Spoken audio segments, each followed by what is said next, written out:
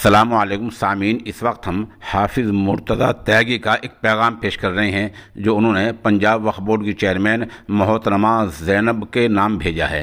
दरअसल पंजाब वक्फ बोर्ड के साबिक़ चेयरमैन जुनैद रज़ा हर महीने 1.5 लाख रुपए तनख्वाह लेते रहे हैं, जबकि मोहतरमा ज़ैनब ने इस पैसे को लेने से ये कहकर इनकार कर दिया है कि इसके मुस्तहिक़ तो गरीब और यतीम हैं। इस रिपोर्ट के लिए हम सहाफ़ी जनाब वलीउद्दीन वली शिमाली नदवी के निहायत ही शुक्रगुजार हैं। मैं हाफिज़ मुर्तज़ा त्यागी, सदर मौलाना आज़ाद ट्रस्ट पंजाब। मैं दिल की गहराइयों से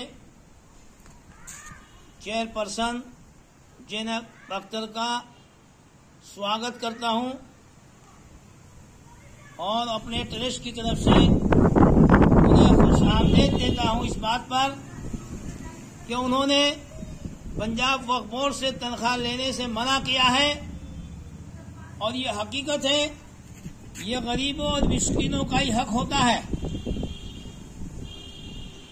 चेयरपर्सन ने अपनी आन मान और शान का सबूत दिया है। अच्छे लोग इस दुनिया में अभी भी हैं, पहले भी थे और आइंदा भी रहेंगे। इसी तरह के अच्छे लोग कौम की भलाई के लिए काम कर सकते हैं, वक्फ बोर्ड की भलाई के लिए काम कर सकते हैं। हमें उम्मीद है उसी दिन से, जिस दिन से चेयरपर्सन ज़ैनब अख्तर को पंजाब वक्फ बोर्ड का चेयरमैन मुंतखब किया था, हमने उस दिन भी दिल की गहराइयों से उनका स्वागत किया था और आइंदा भी। और उनके इस फैसले से हम अपनी दिल की गहराइयों से मौलाना आज़ाद ट्रस्ट की जानिब से उनका शुक्रिया अदा करते हैं। खुदा हाफिज।